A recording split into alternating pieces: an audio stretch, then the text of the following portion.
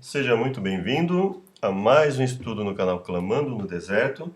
Você pode participar conosco pelo WhatsApp, Telegram, Spotify e também no blog clamandonodeserto.com.br.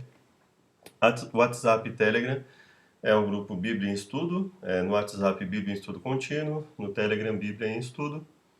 Nós temos também o Spotify e o blog, como eu falei, clamandonodeserto.com.br. Seja muito bem-vindo, seja muito bem-vinda. Te convido para mais uma oração para iniciarmos nosso estudo. Obrigado, Senhor, por mais uma vez temos a oportunidade de falarmos a Tua Palavra. Esteja conosco na continuação desse estudo, tudo seja feito para a Tua honra e glória, nós imploramos em nome de Jesus. Amém. Dando continuidade, no slide 63, nós já fizemos 4 estudos nessa série dos Evangelhos e a Lei, em que nós buscamos falar aqui sobre como Jesus se relacionou com a lei de Deus, como os estudos dele, como os ensinos dele se alinham ao que é conhecido como Antigo Testamento, Gênesis a Malaquias, e que nós possamos aí continuar esse estudo. Amém? Vamos então, conhecido já, né, essa fala de Jesus, bastante conhecida, que é o chamado oração do Pai Nosso, né? Portanto, vós orareis assim: Pai nosso, que estás nos céus, santificado seja o teu nome, venha o teu reino, seja feita a tua vontade, assim na terra como no céu. O pão nosso de cada dia nos dá hoje. E perdoa-nos as nossas dívidas, assim como nós perdoamos aos nossos devedores. Não nos conduzas à tentação, mas livra-nos do mal, porque teu é o reino, poder e a glória para sempre. Amém. Porque se perdoardes aos homens as suas ofensas, também vosso Pai Celestial vos perdoará a vós. Se, porém, não perdoares aos homens as suas ofensas, também vosso Pai não perdoará as vossas ofensas. Vamos lá ver aqui alguns outros versos, né?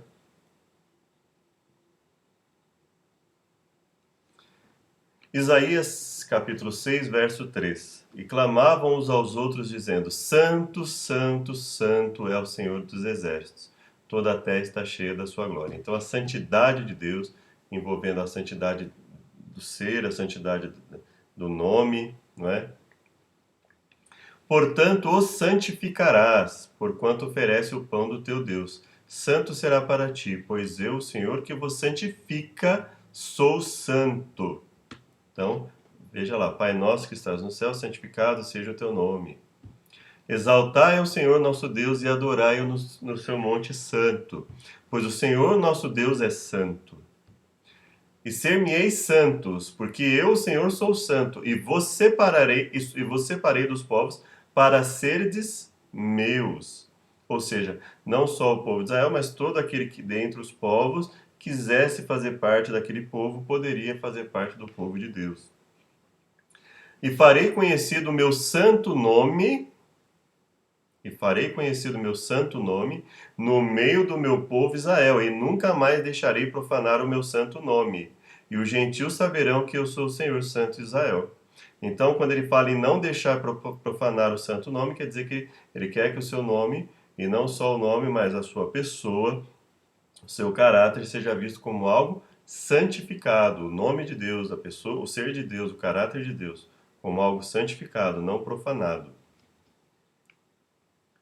Lembra-te de mim, Senhor, segundo a tua boa vontade para com o teu povo.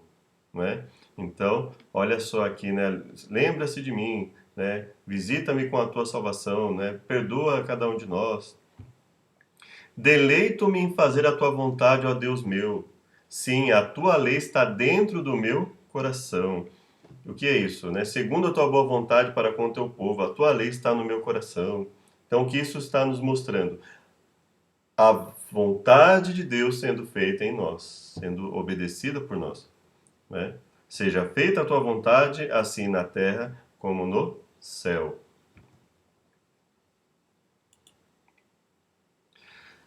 Mas contigo está o perdão para que sejas temido. Ou seja, o perdão está com Deus.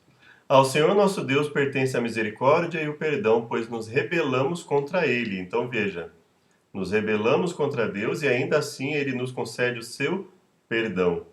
Então disse Saul a Samuel: Pequei porquanto tenho transgredido a ordem do Senhor e as tuas palavras, porque temi ao povo e dei ouvidos à sua voz. Agora, pois, rogo-te, perdoa o meu pecado e volta comigo para que adore ao Senhor. Porém, Samuel disse a Saul: Não voltarei contigo, porquanto rejeitaste a palavra do Senhor. Já te rejeitou o Senhor para que não sejas rei sobre Israel.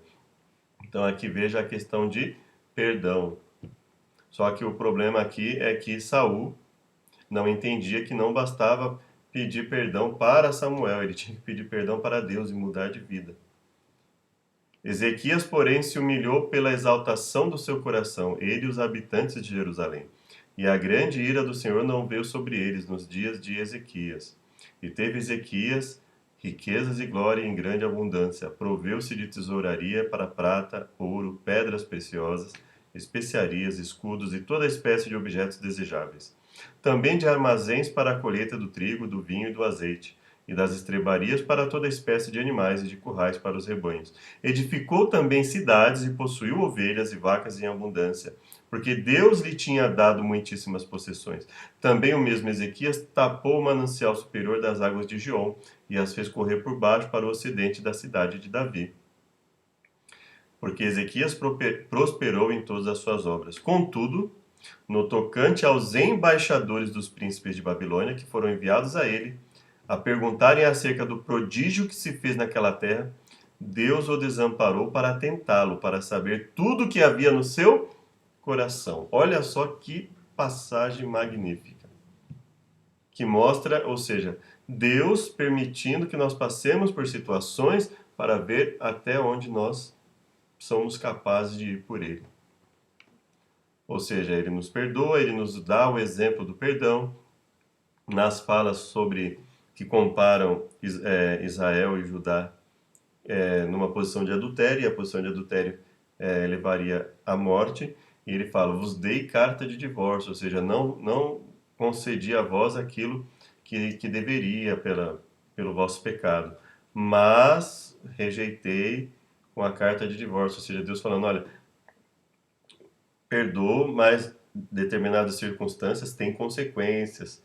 Então veja, Deus o tempo inteiro falando do seu exemplo, falando da sua vontade, do que ele precisa, do que as pessoas precisam fazer em relação a ele.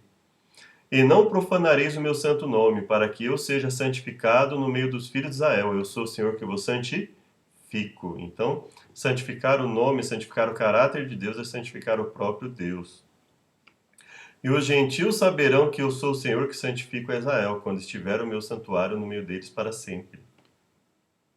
Olha que interessante. E os gentios saberão que eu sou o Senhor que santifico a Israel, quando estiver o meu santuário no meio deles para sempre. Portanto, santificai-vos e sede santos, pois eu sou o Senhor vosso Deus. Ao Senhor dos exércitos, a ele santificai, e seja ele o vosso temor, e seja ele o vosso assombro. E eu santificarei o meu grande nome, que foi profanado entre os gentios, o qual profanastes no meio deles. E os gentios saberão que eu sou o Senhor, diz o Senhor Deus, quando eu for santificado aos seus olhos. Veja, quando Deus é santificado, ou seja, quando ele é obedecido, o nome dele é santificado. Quando ele é desobedecido, o seu nome é profanado. Assim diz o Senhor Deus: quando eu congregar a casa de Israel dentre os povos entre os quais estão espalhados, e eu me santificar entre eles perante os olhos dos gentios, então habitarão na sua terra que dei a meu servo a Jacó. Então veja que o tempo inteiro Jesus está falando sobre a importância da obediência, a importância da lei, a importância do perdão, a importância de não agir deliberadamente para o mal, a importância de santificar a Deus pela obediência, santificar o nome de Deus, que nós vemos aqui, quando o nome de Deus é santificado, quando eu for santificado aos seus olhos, quando Deus for obedecido, quando efetivamente ele for respeitado e seguido nas instruções que ele dá. O Senhor reinará eterno e perpetuamente. O Senhor reinará eterna e perpetuamente. que é aquela, né, a frase que ali talvez possa entrar em polêmica, que diz, pois teu é o reino, o poder e a glória para sempre. Amém. Está correto? Está. O Senhor reinará eterna e perpetuamente. Todas as tuas obras te louvarão ao Senhor, e os teus santos te bendirão. Falarão da glória do teu reino e relatarão o teu poder, para fazer saber aos filhos dos homens as tuas proezas e a glória da magnificência do teu reino. O teu reino é um reino eterno, o teu domínio dura em todas as gerações. Olha que impressionante aqui, não é? Então, por que que nós precisamos pedir o reino de Deus? Porque Ele é o reino eterno, perpétuo, que traz bênçãos às pessoas. Agora vamos ver um outro ponto, né? Ele fala da questão do perdão, perdoar, assim como nós somos perdoados. Ele fala da importância de Deus ser santificado, né? Santificado seja o teu nome, venha o teu reino, assim na terra como no céu. O pão nosso de cada dia nos dai hoje, perdoa as nossas dívidas, né? Não nos deixe cair em tentação, mas livra-nos do mal. Olha só que interessante. Os sacrifícios para Deus são só isso? Não, porque o próprio Deus estabeleceu sacrifícios. Mas só faz sentido sacrificar para Deus uma pessoa, porque ela sacrifica. Existiam sacrifícios de ofertas e existiam de gratidão, assim como havia sacrifícios em virtude da expiação do pecado. E aí, quando que Deus se alegrava de um sacrifício? Quando alguém realmente estava arrependido. Quando alguém sacrificava por sacrificar, era até uma desonra a Deus. Então ele diz, os sacrifícios para Deus são um espírito quebrantado. Um coração quebrantado e contrito não desprezarás, ó Deus. Faze o bem a Sião, segundo a tua boa vontade. Edifica os muros de Jerusalém. Então te agradarás dos sacrifícios de injustiça, dos holocaustos e das ofertas. Olha só como é interessante entender como a fala bíblica funciona, né? Então muitos pegam só a primeira parte e falam assim: olha, sacrifício não servia, não. Pelo contrário, o próprio Deus estabeleceu o sacrifício. Então é preciso entender: o sacrifício para Deus são o espírito quebrantado, principalmente. E aí nós entendemos o que ele fala aqui. Então te agradarás dos sacrifícios de justiça, dos holocaustos e das ofertas queimadas. Então se oferecerão novilhos sobre o teu altar. Ou seja, esteja disposto a obedecer a Deus. Aí sim o sacrifício vai valer alguma coisa. Deleito-me em fazer a tua vontade, ó Deus meu. Sim, a tua lei está dentro do meu coração. Então essa questão de que só na nova aliança a lei estaria no coração, não é isso. Ou seja, então a nova aliança basicamente era o que? Era um retorno ao que Deus sempre quis, que a sua lei estivesse no coração dos seres humanos. Deleito-me em fazer a tua vontade, ó Deus meu. Sim, a tua lei está dentro do meu coração. Foi, pois, e fez conforme a palavra do Senhor, porque foi e habitou junto ao ribeiro de Querite, que está diante do Jordão. E os corvos, aqui, né, existe a teoria de que a palavra corvos não seria o mais adequado. Se eu não me engano, o pastor Sérgio Monteiro usa a questão aqui a possibilidade do termo árabes, né? Mas, de qualquer forma, nós estamos falando, o nosso interesse aqui é na questão da providência divina. Ou seja, ele trazia um pão e carne pela manhã, ou seja, havia providência divina para Elias. Como também pão e carne à noite bebia do ribeiro, ou seja, Deus concedia providência aos seus servos. Ele concedia, né, e concederá a sua providência aos seus servos. Este é o meu repouso para sempre. Aqui habitarei, pois o desejei. Abençoarei abundantemente o seu mantimento. Fartarei de pão aos seus necessitados. Pois o Senhor vosso Deus é o Deus dos deuses, o Senhor dos senhores, Deus grande, poderoso e terrível, que não faz acepção de pessoas, nem aceita recompensas, que faz justiça ao órfão e à viúva, e ama o estrangeiro, dando-lhe pão e roupa. Olha que magnífico! Que faz justiça e juízo ao órfão e à viúva, e ama o estrangeiro, dando-lhe pão e roupa. Se andares nos meus estatutos e guardares os meus mandamentos, e os cumprirdes, então eu vos darei as chuvas a seu tempo, e a terra dará a sua colheita, e a árvore do campo dará o seu fruto, e a debulha se vos chegará a vindima, e a vindima chegará à sementeira, e comereis o vosso pão a fartar, e habitareis seguros na vossa terra. Então a lei era símbolo de morte, não, a lei era símbolo de vida, de prosperidade, de providência divina, como sempre foi. Agora, pois, rogo-te que a força do meu Senhor se engrandeça, como tens falado, dizendo: o Senhor é longânimo e grande em misericórdia, que perdoa a iniquidade e a transgressão. Isso é forte agora. Que o culpado não tem por inocente, e visita a iniquidade dos pais sobre os filhos até a terceira e quarta geração. Perdoa, pois, a iniquidade desse povo segundo a grandeza da tua misericórdia, como também perdoaste a esse povo desde a terra do Egito até aqui. Então, a Bíblia sempre enfatizando o perdão de Deus, a necessidade de arrependimento, o quanto Deus ou não fazer acepção de pessoas quer dizer que Deus está disposto a ajudar a todos.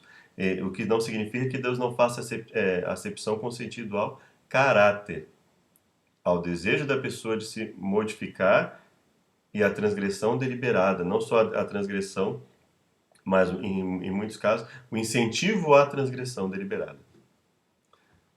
Assim direis a José: perdoa, rogo-te, a transgressão dos teus irmãos e o seu pecado, porque te fizeram mal. Agora, pois, rogamos-te que perdoes a transgressão dos servos do Deus de teu pai. E José chorou quando eles lhe falavam. Ele chorou de ódio, porque ele não. Se nós lermos o contexto, ele chorou e perdoou aos seus irmãos. E falou: quem sou eu? Se Deus perdoa vocês, quem sou eu para não perdoar? Não é? Parafraseando o que ele disse, né? Ele fala: acaso estou eu no lugar de Deus? Né? Então veja que o perdão, a ênfase ao perdão, né, em buscar ajudar, em buscar auxiliar as pessoas, em enxergar a Deus como aquele que dá o mantimento, aquele que dá a provisão necessária.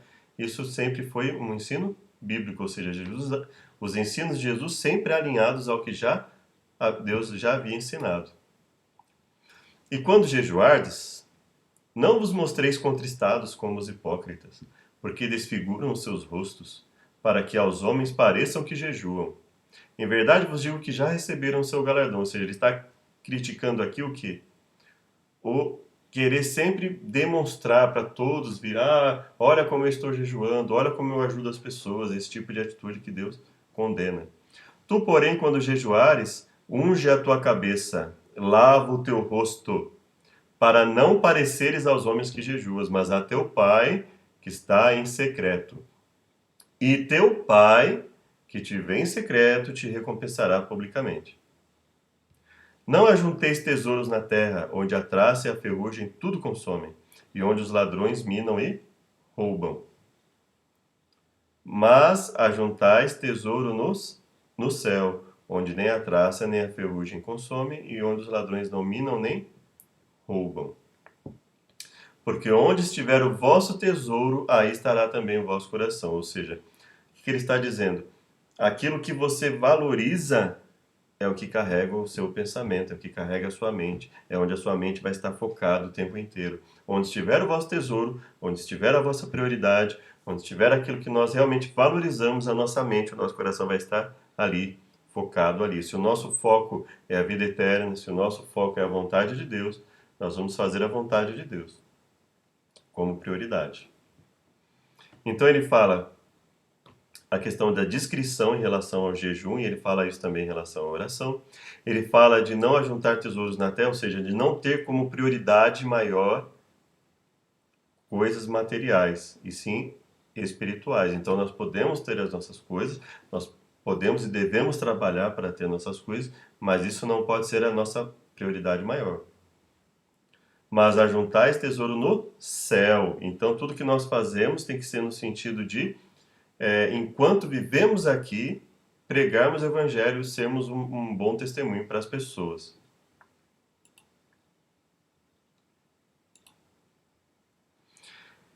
Então a palavra do Senhor dos Exércitos veio a mim, Zacarias, né?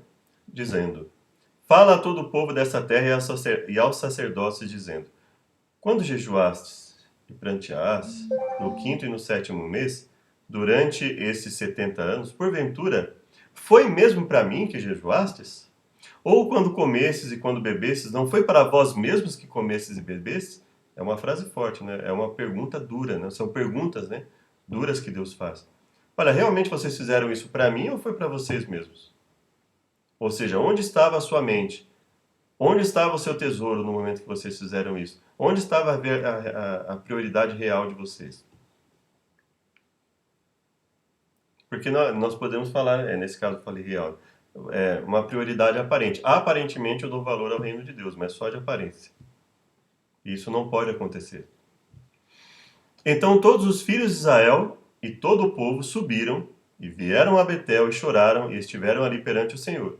E jejuaram aquele dia até a tarde, e ofereceram holocaustos e ofertas pacíficas perante o Senhor.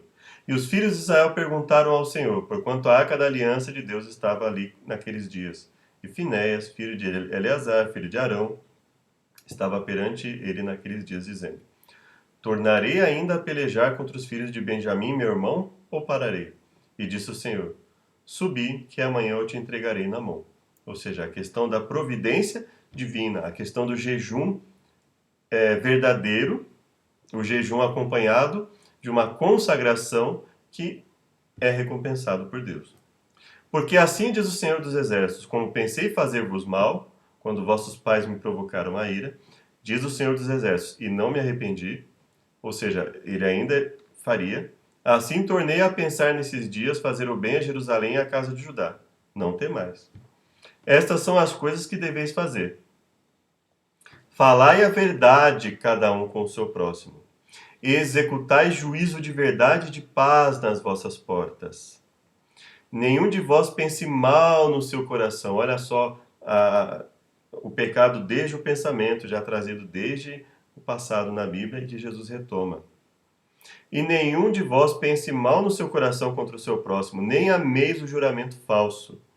Porque todas essas são coisas que eu odeio, diz o Senhor. E a palavra do Senhor dos Exércitos veio a mim dizendo: Assim diz o Senhor dos Exércitos: o jejum do quarto, e o jejum do quinto, e o jejum do sétimo, e o jejum do 10º mês será para a casa de Judá gozo, alegria, festividades solenes. Amai, pois, a verdade e a paz.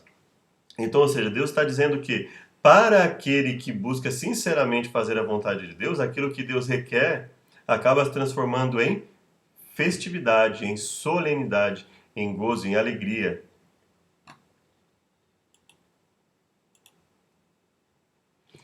Filho meu, se aceitares as minhas palavras e esconderes contigo os meus pensamentos, para fazeres o teu ouvido atento à sabedoria, e inclinares o teu coração ao entendimento, se clamares por conhecimento e por inteligência alçares a tua voz, se como a prata a buscares e como a tesouros escondidos a procurares, então, aí sim, então entenderás o temor do Senhor e acharás o conhecimento de Deus. Então, ou seja, onde estiver o seu tesouro, vai estar o seu coração. Se você busca a palavra de Deus, se você busca o conhecimento sobre Deus e sobre as coisas que Ele permite que nós conheçamos, como a prata e como a tesouros escondidos, então entenderemos a Deus, porque a nossa mente vai estar ali. Se te voltares ao Todo-Poderoso, serás edificado. Se afastares a iniquidade da tua tenda, então nos voltar ao Todo-Poderoso e sermos edificados tem a ver com afastar a iniquidade da nossa tenda, do ambiente que nós vivemos, e deitares o teu tesouro no pó e o ouro de Ofir nas pedras dos ribeiros, então o Todo-Poderoso será o teu tesouro e a tua prata acumulada. Porque então te deleitarás no Todo-Poderoso e levantarás o teu rosto para Deus, orarás a Ele e Ele te ouvirá e pagarás os teus votos. Determinarás tu algum negócio e ser-te-á firme, e a luz brilhará em teus caminhos. Olha que maravilha! Jesus reproduzindo exatamente o que a Bíblia coloca. Onde estiver o teu tesouro, aí estará o teu coração. Se o teu tesouro estiver em Deus, o teu coração vai estar nele, a sua mente vai estar nele. Consequentemente, você vai obedecê-lo. Nós vamos obedecê-lo. Nós vamos buscar a obediência a Deus. E quando falharmos, vamos nos arrepender verdadeiramente buscar a Deus. Olha, Senhor, eu falhei novamente, mas eu quero mudar, eu não quero continuar assim, me ajude. Eu quero lutar contra isso, eu não quero que isso seja um pecado deliberado na minha vida, eu quero lutar contra esse pecado. Quero lutar contra essa transgressão. Eu quero quero abandonar essa rebelião que nós temos, né, e não seguir as instruções de Deus. E olha como o mundo está em virtude disso. Ninguém pode servir a dois senhores, porque ou há de odiar o um e amar o outro, ou se dedicará a um e desprezará o outro. Não podeis servir a Deus e a Mamon. Por isso vos digo: não andeis cuidadosos quanto à vossa vida, pelo que haveis de comer, ou pelo que haveis de beber, nem quanto ao vosso corpo, pelo que haveis de vestir. Não é a vida mais do que mantimento e o corpo mais do que vestuário? Ele não está dizendo aqui que nós devemos ser preguiçosos, que nós devemos ficar aí sem fazer nada, não. Ele está dizendo que nós podemos e devemos sim manter a nossa vida, mas confiando na providência divina quando vierem as dificuldades. Não andeis, pois, inquietos, dizendo que comeremos, ou que beberemos, ou com que nos vestiremos, porque todas essas coisas os gentios procuram, ou seja, a ansiedade que nós vivemos. E agora o que eu vou fazer, o que eu vou conseguir? Que infelizmente acontece na nossa vida. Ele fala, olha, não é isso que deve ser o nosso foco. De certo, vosso Pai Celestial bem sabe que necessitais de todas essas coisas, mas buscai primeiro, buscai primeiro o reino de Deus e a sua justiça, todas as coisas vos serão acrescentadas. Não vos inquieteis, pois, pelo dia de amanhã, porque o dia de amanhã cuidará de si mesmo. Basta a cada dia o seu mal. Ou seja, quando nós temos a Deus em primeiro lugar, nós vamos trabalhar assim, nós vamos buscar melhorias na nossa vida, mas vamos confiar na providência divina.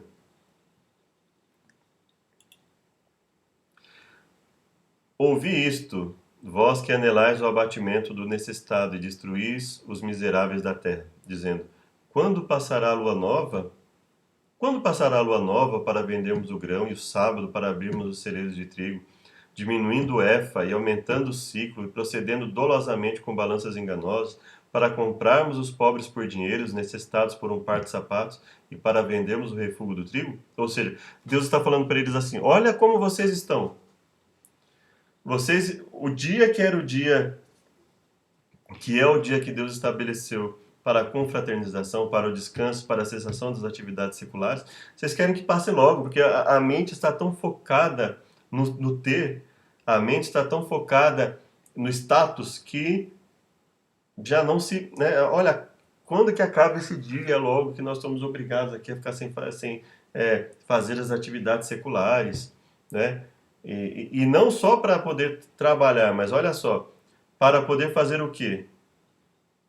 Diminuir o EFA, aumentar o ciclo, proceder dolosamente com balanças enganosas, comprar os pobres por dinheiro, olha só, vendemos refúgio do trigo, jurou o Senhor pela glória de Jacó, eu não me esquecerei de todas as suas obras para sempre. Ou seja, ele está falando assim, para aquele que vive dessa forma, Deus está falando, olha, eu conheço todas as suas obras. Todas as tuas obras te louvarão ao Senhor, e os teus santos te bendirão. Falarão da glória do teu reino, relatarão o teu poder, para fazer saber aos filhos dos homens as tuas proezas e a glória da magnificência do teu reino. O teu reino é um reino eterno. O teu domínio dura em todas as gerações. O Senhor sustenta a todos os que caem e levanta a todos os abatidos. Os olhos de todos esperam em ti, e lhes dás o seu mantimento a seu tempo. Olha só a Bíblia novamente falando. Olha, Deus é o nosso refúgio, Deus é a nossa providência. Então, Ele deve ser o nosso tesouro, nele deve estar focada a nossa mente, o nosso coração. E o reino, e o domínio, e a majestade dos reinos debaixo de todo o céu serão dados ao povo dos santos do Altíssimo. O seu reino será um reino eterno, e todos os domínios o servirão e lhe obedecerão. Então, veja, a Bíblia fala sobre a misericórdia, o Senhor sustenta, o Senhor levanta os abatidos, sustenta os que caem. Ele não se alegra daqueles que escarnecem, daqueles que tratam com descaso, com desdém as suas instruções, como está aqui em Amós, né? Aqueles que vinham o sábado apenas como um dia cansativo, um dia ali para ficar naquela angústia de quando que a gente vai poder enganar o povo de novo e prejudicar as pessoas, né? E aí vem então um ponto, né? Muitas vezes mal compreendido, né? Em que Jesus fala: não julgueis para que não sejais julgados, porque com o juízo com que julgardes sereis julgados. Com a medida com que tiverdes medido, vos hão de medir a vós. E por que reparas tu no argueiro que está no olho do teu irmão, e não vês a trave que está no teu olho? Ou como dirás a teu irmão: deixa-me tirar o argueiro do teu olho, estando uma trave no teu?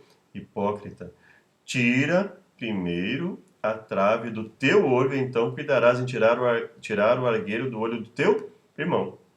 Então veja que Jesus não está dizendo que nós não devemos auxiliar e até repreender, porque ele mesmo fala: se alguém pecar, vá entre ti e ele e o repreende. Então Jesus não está falando aqui que não se deve repreender alguém que está deliberadamente em pecado. Ele está dizendo: tira primeiro a trave do teu olho, e então cuidarás em tirar o argueiro do olho do teu irmão. Então, qual o julgamento que ele está falando? Porque com o juízo com que julgares, sereis julgados. Nós vamos ser julgados? Sim, pelo julgamento de Deus. Né? Então, se nós estivermos em obediência a Ele, sincera a Ele, nós passaremos pelo julgamento de condenação? Não. Passamos da morte para a vida. Então, nosso julgamento é quando a Bíblia fala que nós não passaremos por julgamento, ou seja, não passaremos por condenação. Porque o julgamento existe, né? Deus sabe, Deus já julga cada um de nós, Deus sabe como funciona isso. Então ele está falando o quê? Não condeneis, não useis de juízo particular contra o irmão. Nós temos que usar qual juízo? O juízo de Deus. O juízo de Deus envolve o perdão, o juízo de Deus envolve a repreensão, o juízo de Deus envolve a discrição em primeiro lugar e tornar público apenas em casos específicos, em que ele fala, primeiro individual, depois com testemunhas, depois perante a igreja. E aí, como é que funciona? Quando a pessoa não aceita nada, então considerai-o como gentil e publicano, ou seja, não considerai como irmão. Então, Jesus não está dizendo aqui que eu não devo repreender o meu irmão. Ele não está dizendo aqui que aquele que está em pecado deliberado e que não quer aceitar mudança de vida, que ele seja tratado como se fosse um irmão, porque ele não é. O que ele está dizendo aqui é: devemos nos cuidar em como agimos em relação a uma pessoa que está em erro. Ou seja, deixemos Deus trabalhar, deixamos a palavra de Deus ser o guia da nossa palavra, e não o nosso julgamento próprio, não a nossa condenação particular. Não deis aos cães as coisas santas, nem deiteis aos porcos as vossas pérolas. Não aconteça que as pisem com os pés e voltando vos despedace. Ou seja, olha, não trate as coisas santas com aqueles que não estão dispostos a enxergá-las como santas.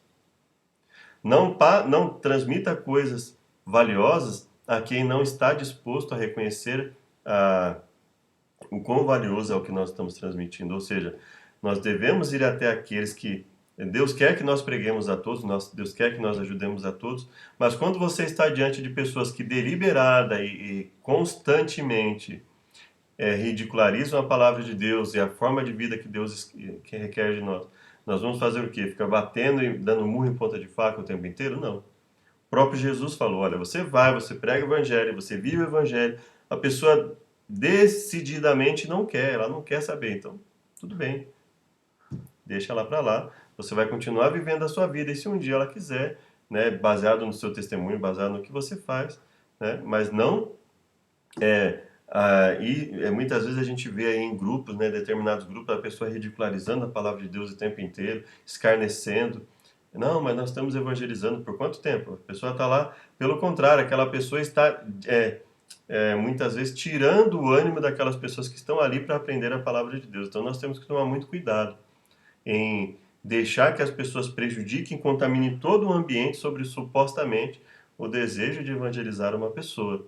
Nós devemos sim evangelizar a todos com palavras e ações, mas se a pessoa não tem nenhum interesse em respeitar, fizemos a nossa parte, fomos lá, testemunhamos, mantemos nosso testemunho com as nossas ações, mas evitemos aquele tipo de ambiente, aquele tipo de pessoa, da forma como ele está agindo.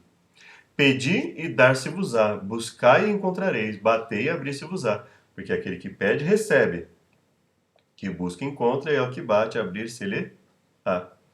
Paulo fala em 1 Coríntios, né? Ele fala lá, 1 Coríntios 5, né?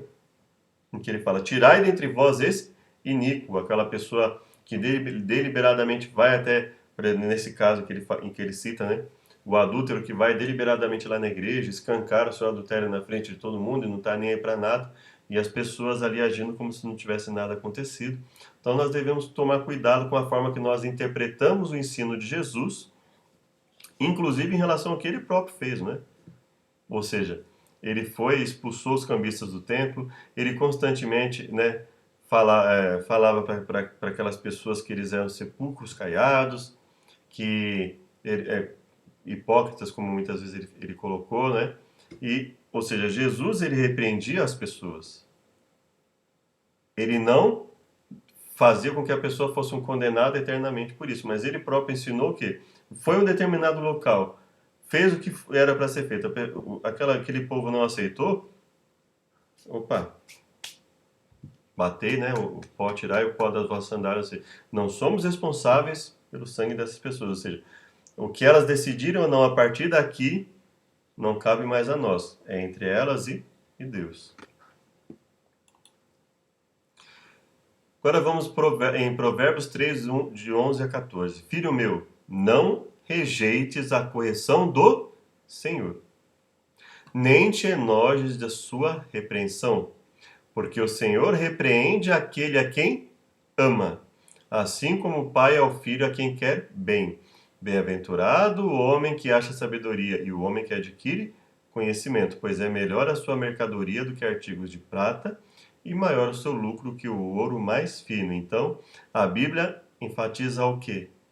Repreensão de Deus, que Deus dá através dos seus servos, através da sua palavra. Então, quando alguém chega até mim ou até você dizendo que nós erramos baseados na palavra, ele não está nos julgando, ele está nos repreendendo conforme a palavra de Deus. Então, é o próprio Deus nos repreendendo. Filho meu, não rejeites a correção do Senhor, nem te enojes da sua repreensão, porque o Senhor repreende aquele a quem ama, assim como o pai ao filho a quem quer bem. Hebreus capítulo 12 fala bem da questão da repreensão, né? Bem-aventurado o homem que acha sabedoria e o homem que adquire o conhecimento, porque é melhor a sua mercadoria do que artigos de prata, e maior o seu lucro do que o ouro mais fino. E a Bíblia fala, nós devemos sim ser repreendidos, porque essa é a vontade de Deus. Tanto aqui, como nós estamos lendo, como Jesus falou, de repreender o irmão, como em Hebreus também fala da necessidade de sermos repreendidos e de estarmos dispostos a mudar a nossa vida, nos fortalecer em Deus. Filho meu, guarda o mandamento de teu pai e não deixes a lei da tua mãe. Ata-os perpetuamente ao teu coração e pendura-os ao teu pescoço. Quando caminhares, te guiará. Quando te deitares, te guardará. Quando acordares, falarás contigo. Porque o mandamento é lâmpada e a lei é luz. E as repreensões da correção são o caminho da vida. As repreensões da correção de Deus são o caminho da vida. Como maçãs de ouro em salvas de prata, assim a palavra dita ao seu tempo. Ele não está falando que não deve ser palavras de repreensão, não.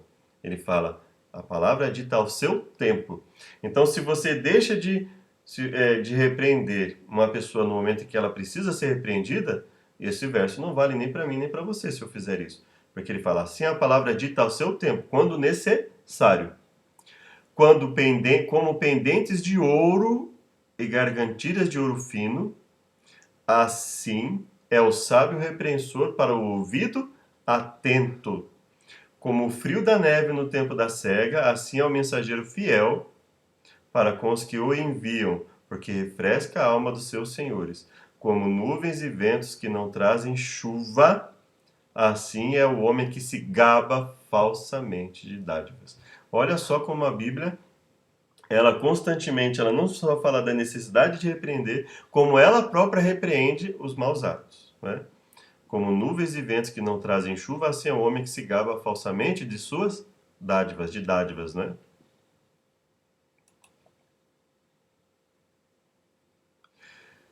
Melhor é a repreensão franca do que o amor encoberto.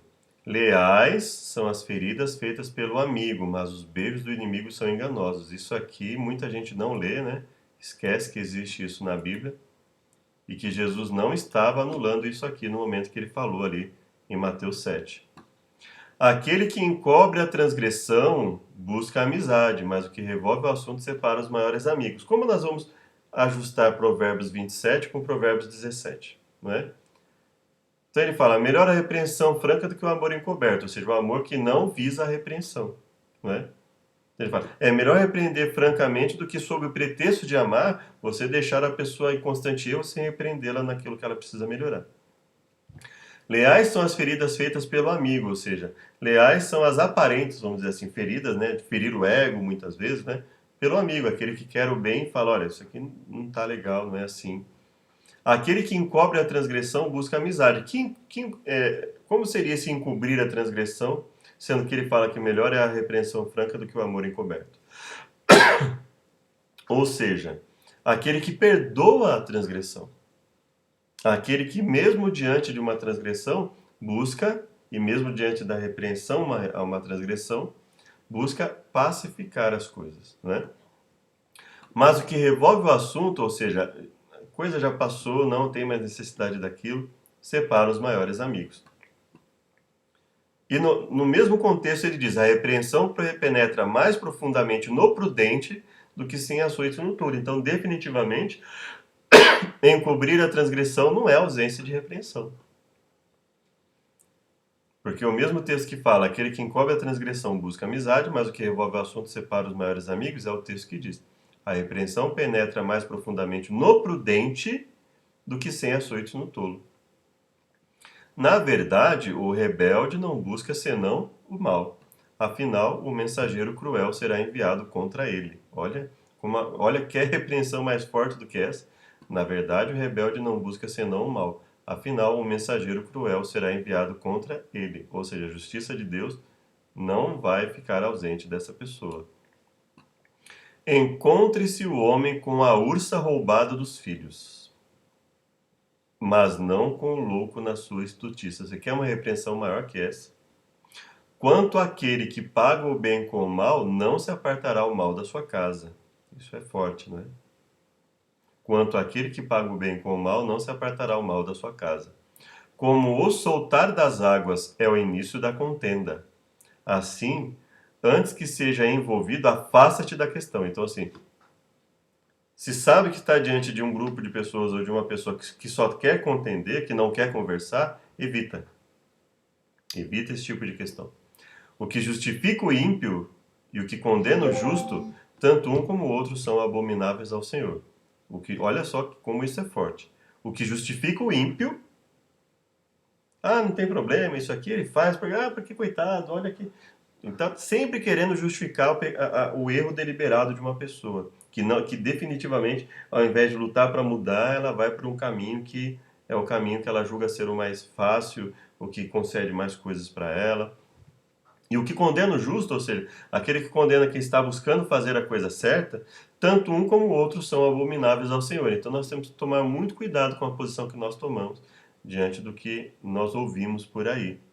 Ou seja, temos que ter cuidado, temos que apurar com calma, com cautela, as coisas que nós ouvimos.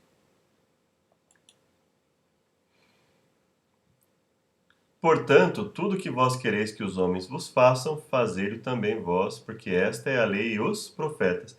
Entrai pela porta estreita, porque larga é a porta e o espaçoso caminho que conduz à perdição. E muitos são os que entram por ela. E porque estreita é a porta, apertado o caminho que leva à vida, e poucos há que a encontrem. Então Jesus está falando, olha, evidentemente o caminho correto ele é mais difícil, porque as pessoas não querem. A maioria não quer entrar por ele. Então é mais difícil, porque quanto mais buscarmos fazer o que é correto, mais nós estaremos indo no caminho daqueles que lutam contra a maré, daqueles que acabam sendo prejudicados, porque muitas pessoas só querem o status, só que não importa como ele alcance, nós temos que conviver muitas vezes com um ambiente da mídia que muitas vezes enaltece sexualidade precoce, que enaltece o desrespeito, que homem e mulher passam a não ter mais relevância, em que parece que nós não somos seres humanos, que nós não temos uma constituição definida. Então, é difícil caminhar pelo caminho de Deus, né? Num mundo onde as pessoas são orientadas a ter, muitas vezes, não importa como, onde o engano não é tão, né? Se você vai ter um benefício, muitas vezes isso aí é visto como uma virtude, né? O ser malandro. Então, a porta do erro é a porta para que muitos de nós somos tentados aí. A porta do caminho correto é uma porta que muitas vezes nós somos desestimulados. Então, só a fé em Deus, só a busca constante de consagração é que nos permite, porque poucos há ali que queiram realmente fazer isso. Acautelai-vos, porém, dos falsos profetas, que vêm até vós vestidos como ovelhas, mas interiormente são lobos devoradores. E como nós podemos enxergar? Por seus frutos os conhecereis. Porventura colhem-se uvas dos espinheiros, ou figos dos abrolhos? Então, quando você vai falar de uma pessoa, quando você vai comentar sobre o que você ouve sobre uma pessoa, seja na mídia, seja fora dela, você tem que analisar o seguinte: eu vou analisar a vida dessa pessoa e não o que estão dizendo dela necessariamente. Será que o que estão dizendo dela corresponde ao que ela realmente faz, com os frutos que ela produz? Não pode a árvore boa dar maus frutos, nem a árvore má dar frutos bons. Toda árvore que não dá bom fruto, corta-se e lança-se no fogo, porquanto pelos seus frutos o conhecereis. Então ele fala, olha, se não for para agir conforme a vontade de Deus, é perda de tempo. E uma das coisas que é agir conforme a vontade de Deus é analisar os frutos, o que a pessoa realmente faz em relação ao que ela fala. Nem todo que me diz Senhor, Senhor entrará no reino dos céus, mas aquele que faz a vontade de meu Pai que está nos céus. Muitos me dirão naquele dia: Senhor, Senhor, não profetizamos nós em teu nome? Em teu nome não expulsamos demônios? Em teu nome não fizemos muitas maravilhas? E o profetizar, Paulo fala inclusive que profetizar envolve exortar, aconselhar, né, a verdadeira profecia. E então lhes direi abertamente: nunca vos conheci. Apartai-vos de mim, vós que praticais a iniquidade. Todo aquele, pois, que escuta as minhas palavras e as pratica, para que ele estaria falando isso se as palavras dele não iam ter valor? Inclusive sobre quando ele amplia o aspecto das instruções de Deus. Então, aquele que escuta as minhas palavras e as pratica, assemelhá-lo-ei ao homem prudente, que edificou sua casa sobre a rocha. Então, que ouve as palavras de Jesus e as pratica. Homem prudente, que edificou a casa sobre a rocha. E aquele que ouve as minhas palavras e não as cumpre, compará-lo-ei ao homem insensato que edificou a sua casa sobre a areia. Então ele fala: desceu a chuva, correram os rios, sopraram os ventos.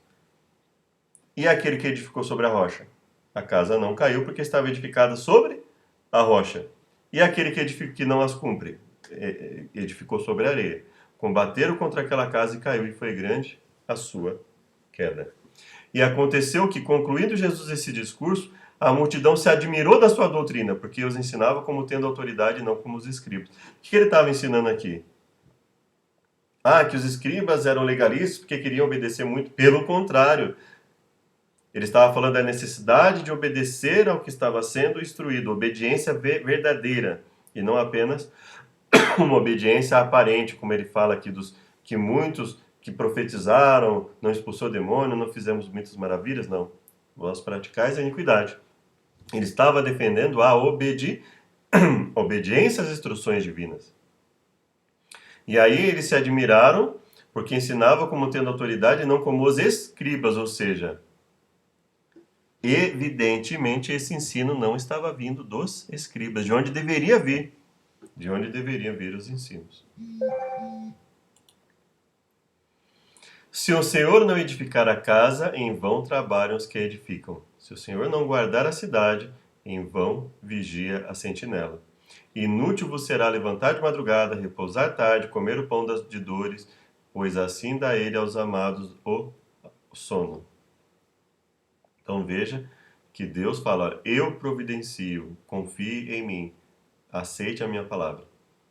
A sabedoria já edificou sua casa, lavrou as suas 7 colunas, abateu os seus animais, misturou o vinho, preparou a sua mesa, ordenou as suas criadas e está convidando desde as alturas da cidade, dizendo: quem é simples, volte-se para cá. Aos faltos de senso diz: vinde, comei do meu pão, bebei do vinho que tem misturado, deixai os insensatos e vivei. Deixai os insensatos e vivei. Olha só. Seja sensato, ouça as instruções divinas, é o que a Bíblia nos diz. E andai pelo caminho do entendimento.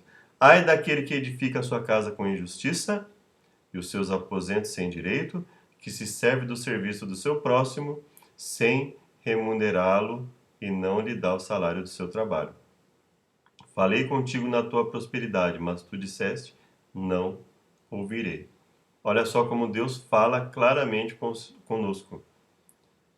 Da mesma forma que Jesus falou: olha o caminho largo, olha o caminho que muitas vezes as pessoas encaram como melhor, porque as pessoas se tornam ricas, Olha, cuidado com isso aí. Né? Como você quer adquirir as suas coisas? Como você quer ser lembrado? Né? Você quer buscar o caráter ou você quer buscar aí uma norma dúbia, uma norma que cada um age como quer, conforme a conveniência? E será que, se diligentemente aprenderem os caminhos do meu povo, jurando pelo meu nome, vive o Senhor como ensinar o meu povo a jurar por Baal, então edificar-se-ão no meio do meu povo. Se diligentemente aprenderem os caminhos do meu povo. Mas se não quiserem ouvir, totalmente arrancarei a tal nação e a farei perecer, diz o Senhor. E o Senhor lhe disse: ouvi a tua oração. Falando com Salomão. E a súplica que fizeste perante mim. Santifiquei a casa que edificaste, a fim de pôr ali o meu nome para sempre. E os meus olhos e o meu coração estarão ali todos os dias. E se tu andares perante mim como andou Davi teu pai, com inteireza de coração e com sinceridade, para fazer segundo tudo o que te mandei e guardar os meus estatutos e os meus juízos, que inclui o que também? Inclui arrependimento diante do erro. Olha, errei, mas estou arrependido, quero buscar fazer o que é certo. Porém, se vós e vossos filhos de qualquer maneira vos apartardes de mim e não guardarem os meus mandamentos e os meus estatutos que vos tenho proposto, mas fordes e servides a outros deuses e vos prostrardes perante eles, então destruirei a casa de Israel da terra que lhes dei. Considerai os vossos caminhos, por causa da minha casa que está deserta, enquanto cada um de vós corre a sua própria casa. Olha só como é forte isso. Considerai os vossos caminhos, por causa da minha casa que está deserta, enquanto cada um de vós corre a sua própria casa. Ou seja, a vontade de Deus é desfeita enquanto cada um só pensa em si mesmo. Casa de Deus está deserta enquanto cada um corre atrás da sua própria casa, dos seus próprios interesses. Então, Deus claramente nos repreende, nos orienta a respeito desses pontos. Ou seja, veja que Jesus, o tempo inteiro, quando Jesus fala envolvendo a necessidade de obediência, ele está reproduzindo o que está na palavra de Deus. E a palavra de Deus fala o quê? Agir com sinceridade, guardar os mandamentos, ouvir as instruções de Deus, não andar na iniquidade. Porventura não é este o jejum que escolhi? Que soltes as ligaduras da impiedade, que desfaças as ataduras do jugo, e que deixes livres os oprimidos e despedaças todo o jugo? Porventura não é também que repartas o teu pão com o faminto, recolhas em casa os pobres abandonados, quando vires o nu, o cubras e não te escondas da tua carne? Então romperá a tua luz como a alva, e a tua cura apressadamente brotará, e a tua justiça irá adiante de ti, e a glória do Senhor será a tua retaguarda. E o Senhor te guiará continuamente, e fartará a tua alma em lugares áridos. Ouvi a palavra do Senhor, vós filhos de Israel, porque o Senhor tem uma contenda com os habitantes da terra, porque na terra não há verdade, nem benignidade, nem conhecimento de Deus. Então, olha porque há contenda, porque não há verdade, benignidade, nem conhecimento de Deus. Só permanece o perjurar, o mentir, o matar, o furtar e o adulterar. Fazem violência, um ato sanguinário segue imediatamente a outro. Por isso a terra se lamentará, e qualquer que morar nela se desfalecerá. Então Deus está dizendo assim: olha o que causa a morte aqui. Não é obedecer às minhas instruções. É justamente desobedecer às minhas instruções que faz com que a terra se lamente, que faz com que os que morem nelas desfaleçam. E visto que que te esqueceste da lei de Deus, também eu me esquecerei de teus filhos. Isso é muito forte, né? Evidentemente, Deus está falando aqui em que sentido? No sentido de que se permanece no erro e os filhos vão para o erro também, eles ficam à sua própria sorte, porque eles não aceitam a palavra de Deus na vida deles, então o que sobra? E agora, nós vamos finalizar aqui no 81 e vamos começar o próximo estudo no slide 82, onde Deus vai falar novamente a respeito da questão dos pobres, né? De amar os inimigos, fazer bem os que odeiam, uma coisa que nós já tínhamos lido lá no começo, né, em alguns outros slides, mas nós vemos que os evangelhos, eles caminham para quê? Eles caminham para mostrar as palavras de Jesus alinhadas aos escritos anteriores, de Gênesis a Malaquias, as falas de Jesus totalmente compromissadas com a obediência às instruções divinas, Jesus ampliando o campo de muitos mandamentos. Então é isso que Jesus fala, né? Esse é o Jesus que está nos evangelhos.